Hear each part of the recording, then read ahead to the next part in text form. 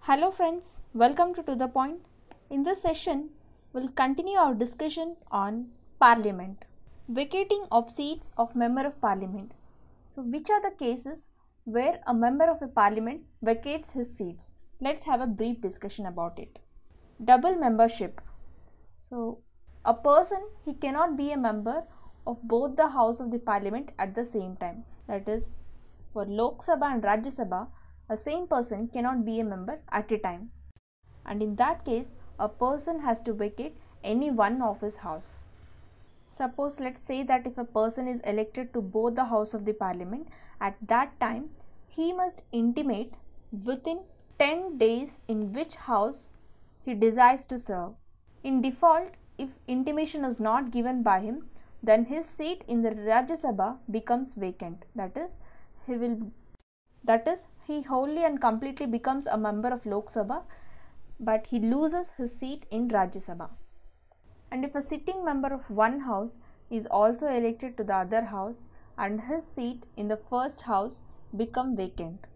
And if a person is elected to two seats in a house, he should exercise his option for the one. Otherwise, both the seats will become vacant. And similarly, a person, he cannot be a member of both the Parliament and the state legislature at the same time. If a person is elected, in that case, his seat in the Parliament becomes vacant if he does not resign in the state legislature within 14 days. Disqualification. If a member of the Parliament, if he becomes a subject to any of the disqualifications that is specified in the Constitution, and in that case, his seat becomes vacant. And here the list of disqualification, it also includes the disqualification on the grounds of defection under the provisions of the 10th schedule of the Constitution. Resignation. A member may resign his seat by writing to the chairman of the Rajya Sabha or Speaker of Lok Sabha, and the seat falls vacant when the resignation is accepted. And suppose if the chairman or the speaker, if they feel that, or if they are satisfied that this person is truly genuine, and in that case they does not accept his resignation. Absence. A house can declare the seat of a member vacant if he is absent from all its meeting for a period of 60 days without its permission. In computing the period of 60 days, no account shall be taken of any period during which the House is prorogued or adjourned for more than 4 consecutive days. Other cases. A member has to vacate his seat in the Parliament if his election is declared void by the court, and if he is expelled by the House, and if he is elected to the office of President or the Vice President, and if he is appointed to the office of Governor of the state. And these are also the cases where the seat of Member of Parliament becomes vacant. Oath or affirmation. Every member of either house, Lok Sabha or Rajya Sabha, before taking his seat in the house, they has to make an oath before the President or some other person who is appointed by the President on behalf of him.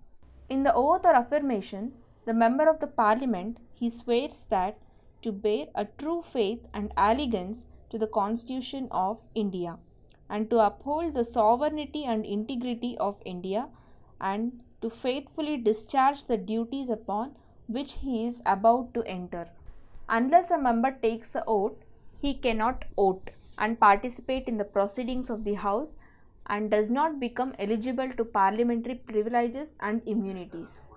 A person is liable to penalty of ₹500 for each day he sits or votes as a member in a house under certain conditions, and those conditions are: before taking and subscribing to the prescribed oath or affirmation, if he sits in the house, then he is charged penalty, and when he knows that he is not qualified or that he is disqualified for its membership, and when he knows that he is prohibited from sitting or voting in the house by virtue of any parliamentary law, but still he attends the office, in that case, each day penalty of 500 should be paid by the person. Salaries and allowances. Members of either house of the parliament, they are entitled to receive such salaries and allowances as it is determined by the parliament, and there is no provision of pension in the constitution. So in the year 1954, the parliament enacted the Salaries, Allowances and Pensions of the Member of the Parliament Act. In 2010, the parliament increased the salary of members from 16,000 to 50,000 per month, and the constituency allowances from 20,000 to 45,000 per month, and the daily allowances from 1,000 to 2,000 for each day of residence on duty, and office expense allowances from 20,000 to 45,000 per month. The salaries and allowances of the Speaker of the Lok Sabha and the Chairman of the Rajya Sabha, they are also determined by the Parliament. They are charged on the Consolidated Fund of India, and thus they are not the subject to annual oath of the Parliament. Presiding offices of the Parliament. Each house of the Parliament has its own presiding offices, and there is a Speaker and a Deputy Speaker for the Lok Sabha, and a Chairman and a Deputy Chairman for the Rajya Sabha. A panel of the chairpersons for the Lok Sabha and a panel of vice chairpersons for the Rajya Sabha is also appointed, and these are all the presiding offices of the Parliament. Let's discuss about the Speaker of Lok Sabha. Election and tenure. The Speaker is elected by the Lok Sabha from among its members. So whenever the office of the Speaker falls vacant, at that time the Lok Sabha elects another member to fill the vacancy. The date of election of the Speaker, it is fixed by the President. Usually the Speaker remains in office during the life of the Lok Sabha, and however, he has to vacate his office earlier in any of the following three cases: if he ceases to be a member of Lok Sabha, or if he resigns by writing to the Deputy Speaker, and if he is removed by a resolution that is passed by a majority of all the members of the Lok Sabha. And even for such a resolution can be moved only after giving a 14 days of notice in advance. Role, powers and functions of the Speaker is the head of the Lok Sabha and its representative. The Speaker is said to be the guardian of powers and privileges of the members, the House as a whole and its committees. The Speaker of the Lok Sabha derives his powers and duties from three sources, that is, the Constitution of India and the rules of procedure and the conduct of business of Lok Sabha and the parliamentary conventions. So let's see what are the powers of Speaker in brief. Speaker maintains order and decorum in the House of conducting its business and regulating its proceedings, and this is his primary responsibility, and he has the final power in this regard. A Speaker is said to be a final interpreter of the provisions like the Constitution of India, the rules of procedures and conduct of business of Lok Sabha, and the parliamentary precedents within the House. In all these matters, Speaker will be the final interpreter. Speaker adjourns the assembly, or he can suspend the meeting in the absence of quorum. So Speaker does not vote in the first instance, but he can exercise a casting vote in the case of tie. In other words, we can say that only when the House is divided equally on any question, then the Speaker is entitled to vote, and such a vote is called as casting vote, and its purpose is to resolve a deadlock. Speaker presides over joint sitting of two houses of the Parliament, and he can also allow a secret sitting of the House at the request of leader of that House. And when the House sits in secret, no stranger can be present in that chamber.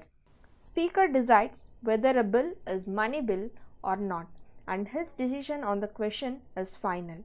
And when a money bill is transmitted to the Lok Sabha for recommendation and presented to the President for assent, the Speaker endorses on the bill his certificate that it is a money bill. The Speaker decides the question of disqualification of a member of Lok Sabha, which arises on the ground of defection under the provision of 10th schedule. Independence and impartiality. As the office of the Speaker, it is vested with great prestige, position and authority. Independence and impartiality becomes its sine qua non.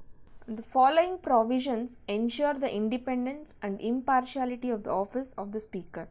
Speaker is provided with the security of tenure, that is, he can be removed only by a resolution passed by the Lok Sabha by an absolute majority, that is, a majority of the total members of the House and not by an ordinary majority. And this motion of removal, it can be considered and discussed only when it has the support of at least 50 members. The salary of the Speaker and allowances are fixed by the Parliament and they are charged on Consolidated Fund of India. Speaker's work and conduct, it cannot be discussed and criticized in the Lok Sabha. His powers of regulating procedures or conducting business or maintaining order in the House are not subject to jurisdiction of any court. Speaker can only exercise a casting vote in the event of a tie.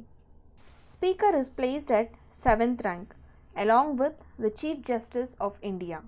This means that the Speaker has a higher rank than all cabinet ministers except the Prime Minister or the Deputy Prime Minister. Deputy Speaker of Lok Sabha. Like the Speaker, the Deputy Speaker is also elected by the Lok Sabha itself from among its members, and Deputy Speaker, he is elected after the election of Speaker has taken place, and the date of election of the Deputy Speaker, it is fixed by the Speaker, and whenever the office of the Deputy Speaker falls vacant, the Lok Sabha elects another member to fill the vacancy. So when the office of Deputy Speaker falls vacant, it falls into vacant in certain cases. They are, if the Deputy Speaker ceases to be a member of the Assembly, or if he resigns by writing his resignation letter to the Speaker, and if he is removed by a resolution which is passed by a majority of all the Lok Sabha members of the Assembly. The Deputy Speaker, he performs the duties of the Speaker's office when it is vacant, and he also acts as a Speaker when the latter is absent from the sitting. In both the cases, Deputy Speaker assumes all the powers of Speaker. He also presides over joint sitting of both the House of a Parliament in case the Speaker is absent from such a sitting. And it should be noted here that the Deputy Speaker, he is not a subordinate to the Speaker. He is directly responsible to the House. Panel of Chairperson of the Lok Sabha. Under the rules of Lok Sabha, the Speaker nominates from amongst the members a panel of not more than 10 chairpersons. Any of them can preside over the House in the absence of Speaker or the Deputy Speaker, and he has the same powers as the Speaker while presiding. He holds the office until a new panel of chairpersons are nominated, and when a member of the panel of the chairperson is also not present and any other person as determined by the House, he can act as a Speaker. It must be emphasized here that a member of a panel of a chairpersons, they cannot preside over the House when the office of the Speaker or Deputy Speaker is vacant, and during such time the Speaker's duties, it is to be performed by such a member of the House as the President may appoint for the purpose, and the elections are held as soon as possible to fill the vacant post. Speaker pro tem. As it is provided by the Constitution, the Speaker of the last Lok Sabha vacates his office immediately before the first meeting of newly elected Lok Sabha, and therefore the President also appoints a member of the Lok Sabha as a Speaker pro tem. The Speaker pro tem has all the powers of the Speaker. He presides over the first sitting of the newly elected Lok Sabha, and his main duty is to administer oath to the new members, and he also enables the House to elect the new Speaker. When the Speaker is elected by the House, the office of the Speaker pro tem ceases to exist, and hence this office is said to be temporary office existing only for few days. Chairman of Rajya Sabha. The presiding officer of the Rajya Sabha is known as the chairman, and the Vice President of India is the ex officio chairman of Rajya Sabha.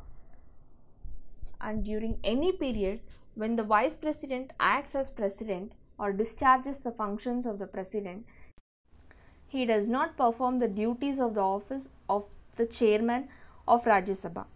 The chairman of the Rajya Sabha, he can be removed from his office only if he is removed from the office of Vice President. As a presiding officer, the powers and functions of the chairman in the Rajya Sabha are similar to those of the Speaker in the Lok Sabha. Speaker has two special powers which are not enjoyed by the chairman, and those two special powers are: the Speaker decides whether a bill is a money bill or not, but the chairman does not have that power. The Speaker presides over a joint sitting of two houses of the Parliament. Unlike the Speaker, the chairman is not a member of the House, but like the Speaker, the chairman also cannot vote in the first instance. He has a casting vote in case of deadlock. The Vice President, he cannot preside over a sitting of the Rajya Sabha as its chairman when a resolution for his removal is under consideration. But he can be present, that is the Vice President. He can be present and speak in the House, and he can take part in the proceedings without voting. As same as Speaker, the salaries and allowances of the chairman is also fixed by the Parliament, and they are charged on the Consolidated Fund of India, and therefore it is not a subject to the annual vote of the Parliament. And during any period when the Vice President acts as a President or discharges the functions of a President, he is not entitled to any salary or allowances that is payable to the chairman of Rajya Sabha, but he is paid the salary and allowances of the President during such a time. Deputy Chairman of Rajya Sabha. The Deputy Chairman is elected by the Rajya Sabha itself from among its members, and whenever the office of the Deputy Chairman falls vacant, the Rajya Sabha elects another member to fill the vacancies. The Deputy Chairman office is vacant in 3 cases: if he ceases to be a member of the Rajya Sabha, if he resigns by writing his letter to chairman, and if he is removed by a resolution that is passed by a majority of all the members of Rajya Sabha. And remember, such a resolution, it can be moved only after giving a 14 days notice in advance. The Deputy Chairman, he performs the duties of the chairman's office when it is vacant or when the Vice President acts as a President or discharges the functions of a President. The Deputy Chairman, he also acts as a chairman when the chairman is absent from the sitting of the House. In both the cases, he has all the powers of the chairman.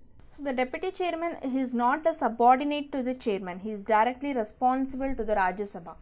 Like the chairman, the Deputy Chairman, while he is presiding over the House, he cannot vote in the first instance. He can only exercise a casting vote in case of tie. And when the chairman presides over the House, the Deputy Chairman is like any other ordinary member of the House. He can speak in the House, participate in its proceedings, and vote on any question before the House. Panel of Vice Chairpersons of Rajya Sabha.